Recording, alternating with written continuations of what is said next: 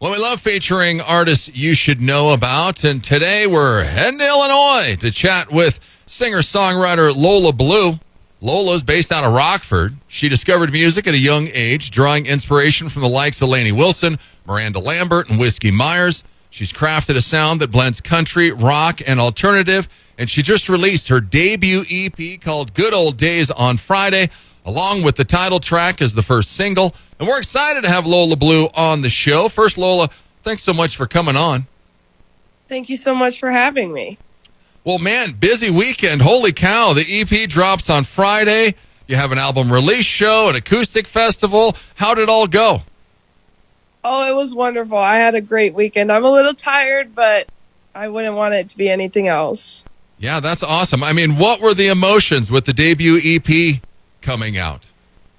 I was just super excited. You know, I only have 2 other songs out, so being able to release more music, it just always is very exciting. I'm very happy to share it with everybody, and it's already getting so much love, so it's got me in a good mood. Yeah, you said it. You've only had 2 other songs released. You have done a lot in 2 years. I mean, you just started singing 2 years ago. What got you singing? Well, technically, if you want to get technical, I did start singing when I was around 10. I did a lot of musical theater. Okay. Through middle school, high school. When I graduated, it was 2020 with COVID. So, you know, I was kind of sad like everybody else, and I stopped singing. I stopped listening to music. It was a horrible time. Yeah, it was. And I was, just kind of down in the dumps. And I was like, I need to start playing instruments and singing again. So I taught myself how to play guitar and just started kind of posting videos of me singing on the internet. And it kind of went from there. Yeah. Taught yourself guitar. How did you do it? Did you watch YouTube videos? What? I actually have like a little app, and it showed me where to put my fingers, and I just kind of did that. And I sucked at first, I'll be honest. Like, oh, yeah. I was not good. But I've gotten better over the years, and now that I have a band, I don't really have to play the guitar all that much. So, yeah, that's nice. Well, and I mean, speaking of the band, how did you get a band together so fast? Really I met pretty much everyone on Facebook. The internet has helped a lot. Social media has helped a lot with finding a band. And some of the musicians were already local, so I could reach out to them and just say, hey, would you like to do my music with me? Yeah, because Rockford, I lived in Madison for a little bit, and Rockford have a pretty thriving music scene. It's gotten way better since I started over the past 2 years. It's starting to get more recognition, and people are starting to go out to events and bars that have live music. So it definitely was not super big when I started, and it just keeps getting better. Yeah. Well, I mean, you grew up kind of listening to rock. How did it turn to country, or when did the switch happen? You know, I can't really pinpoint a certain part. I do remember specifically in 5th grade, my bus driver always played our local country radio. And I remember just loving that music so much. I would put it on my little iPod shuffle. And it just kind of went from there. I periodically listened to it throughout high school. And once I hit my senior year, I just got super into country music, and I just started writing it. So, wow. And then how hard was it to find your sound? not really. I don't try to limit myself to one genre specifically. I mean, I love the roots of country music, but if someone says, "Hey, that's more bluesy alternative," I'm like, okay. I really don't want to limit myself to just sticking to like strict country. You know, I think there's so many genres within the country music. Oh yeah. And just being myself and writing whatever comes to me is me. Yeah. Well, yeah, country music, it's wide open right now. It seems like it's crazy. But go check Lola out. She's at Lola Blu. It's BLUmusic.com. She's on Facebook, Instagram, TikTok, Spotify. She's everywhere. Her debut EP, Good Old Days, is out now, along with the single Good Old Days that you're going to hear in a minute. Now, you're working with a producer where? Up in Minnesota somewhere? Yes, his name is Greg Michael Huberty, and he's up in around Minneapolis, Minnesota. How did you find him? So I'm actually part of the Midwest Country Music Organization, and I kind of just posted, again, social media coming to my rescue. I posted that I was in need, or I was looking for a producer to work with, and he was recommended to me by someone in that organization, and he's part of it as well. And I just kind of messaged him and sent him some of my songs, told him what I was looking for, and we clicked really well and had a lot of the same ideas. And he has really proved that he's a great producer, and he is really, really nice to work with. Yeah, because how's the music work? Does the band come up and record it? Does Greg do it? Does he have studio musicians?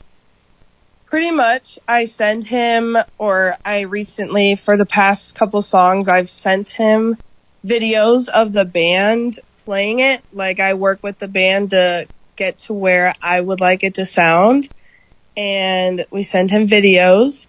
And then he uses studio musicians, which are so amazing as well. And they work on it, and sometimes they add their own little flair, which I love as well. And it pretty much comes out exactly how I imagined. Yeah, that's sweet. And then do you go up there to do the vocals? I do, yes. I had recorded the vocals up there in his home studio, and I was able to do the harmonies and background vocals myself at my home, so that was pretty nice. But main vocals, yes, I recorded up in Minnesota. Yeah. Well, you mentioned you graduated in 2020. My son graduated in 2020. It was awful. Did you Yes. did you have a prom? No, I didn't. I still have my prom dress hanging in my closet, waiting for that. Hopefully I get a red carpet moment. Oh, yeah, you're ready. You got the dress ready. And then did you have a graduation? Nope. Some of the schools around me still got to walk across their stage. I just got to drive up to my principal in the parking lot, and he handed me my diploma, and I went home. Man, yeah, you guys just got rocked. That was the worst year for you seniors out there. I mean, you mentioned it. It's just depression. You didn't know what to do. Yes. Yeah. Yeah, me and a lot of my friends struggled with it. It was rough, but I mean, we're all doing so much better now. Yeah, at least you got out of it, and music helped you, which is great. I would like to know how many people learned guitar during the pandemic. I think a lot of people did. Yeah. I definitely did notice more people trying to learn new stuff, and guitar was mine. Yeah. We love Tanner Usrey on the show. We've had him on the show. We play him all the time. You opened for him, and you got to sing Beautiful Lies with him. How did this happen? Yes. So I had a family friend who wanted me to open for him, and unfortunately that got canceled. And Tanner personally DM'd me and was like, hey, we actually have a show that night before. And he was like, would you still like to open for me? I was like, yes. No hesitation. I said yes. So I went and opened for him in Little Rock. And he came up to me afterwards and was like, do you want to come to our show the next day and sing with me? And I was like, yes, again, no hesitation. So I've actually hung out with him since then. He is an amazing person. and a super talented musician and songwriter and singer. And he's just one of the coolest people I've ever met in the music industry. Yeah, super nice guy. We had him on the show. Super talented. I think he's just gonna, do huge things. And he's a road warrior, man. That guy has been on the road nonstop like the last 2 years. Yeah, he is awesome. Wow. So that's cool. So what an experience. First you get bumped, and you're like, well, that's great. And then he direct messages you. That tells you something about him right there. Right, exactly. No, he's a very personable person. He's really good people. Yeah. Go check Lola out. She's at lolabluemusic.com. Go search for her everywhere at Lola Blu Music. She's on Facebook, Instagram, TikTok. Her debut EP, Good Old Days, is out now. Well, funny story. Well, not too funny to you, Lola, but you blew your knee out while you were performing on stage. Tell us about this, or how is your knee doing? It's doing way better. My band was performing in Battle of the Bands. We were competing for a spot in the Hodag Country Music Festival up in Wisconsin.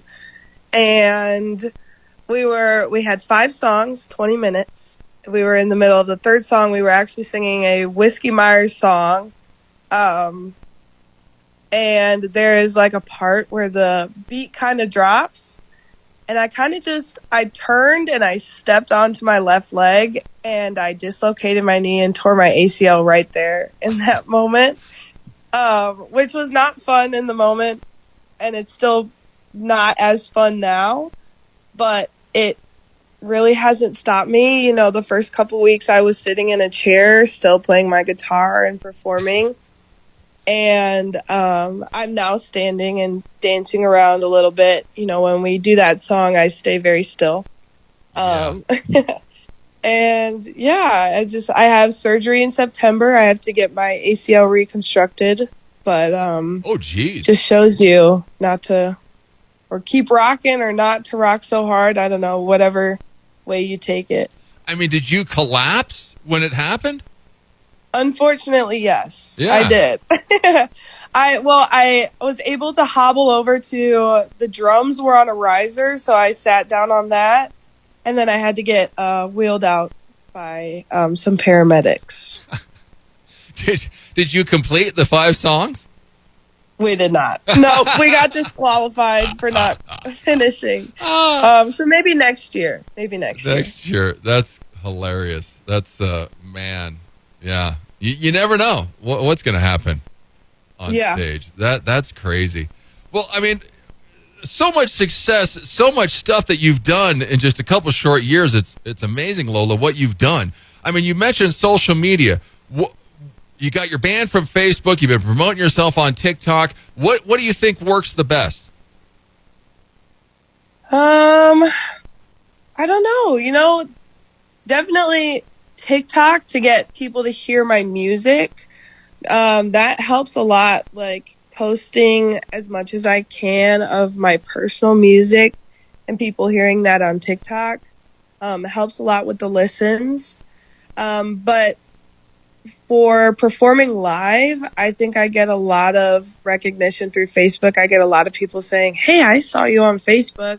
We wanted to come see your show." So especially locally, Facebook helps a lot. Instagram is there as well. The Instagram reels are the same as TikTok. So that stuff, social media helps a lot. I'm very thankful for it at sometimes because it really just is able to get my voice out there. Yeah. Well, if you go check her out, lolabluemusic.com, you can check out her schedule, see all of her dates. Go and check her out. She's pretty much mostly in Illinois, but you're branching out a little bit.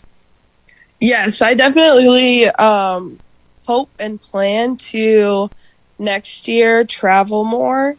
We've got a lot of shows towards the end of the year. We're heading towards like Iowa and Minnesota and stuff like that. But I'd love to go down south and west and east and everywhere else. Yeah. Well, first she's got to heal up because once you get surgery in September, that's going to put you down for a few weeks.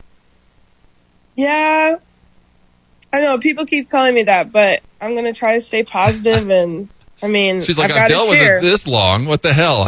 Surgery's going to be nothing. Right. I'll be ready to go. Man. We played Drunk earlier. Tell us what the inspiration is behind the song.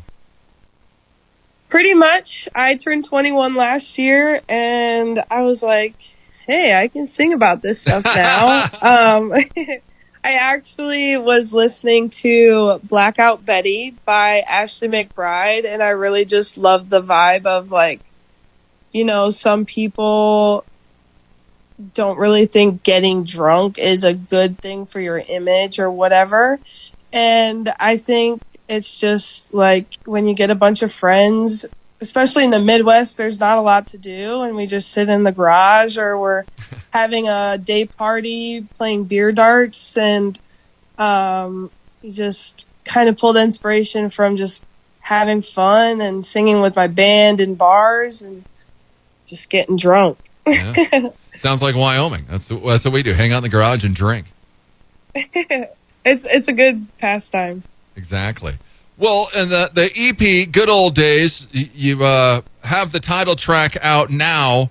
Tell us a little bit about Good Old Days. Good Old Days as a whole was just like these fun songs that I wanted to put together. The title track, Good Old Day, I really, again, I guess I was writing sad songs or love songs, very slow songs, and I was like, I need to challenge myself. I need to write an upbeat, fun song. Then I was just thinking about, hey, what should I write it about? Well, something upbeat and having fun, just hanging out and having a good old day. And it just it came to me really naturally, which I was surprised because I was struggling so hard. But my boyfriend, Chance, actually helped me write it, and he was sitting across from me in the room. I was playing guitar, and every time I would get stuck, he'd just pop out a line, and it kind of just came together. I have my guitarist in my band, Will Elliott. He helped me a lot with the music composition. And then when I took it to the producer, Greg, he switched around some lines, and it really just became complete at that point. Nice. Well, yes, go and check her out. Go and follow her. Lots of things coming from Lola Blu. Good Old Days. The EP is out now, and you're going to hear the track Good Old Day right now. And Chance, you wrote your last single, 3, about your boyfriend, and that was Chance? Yes. Okay, so he's still around, so that's good. Yes. So, yeah, go check out her last single. It's called 3. It's also out there. Go and check her out, LolaBlueMusic.com. Well, here is Good Old Day off of Good Old Days, the EP. Lola, thanks so much for coming on. Thank you so much for having me. It's KIX 96.5.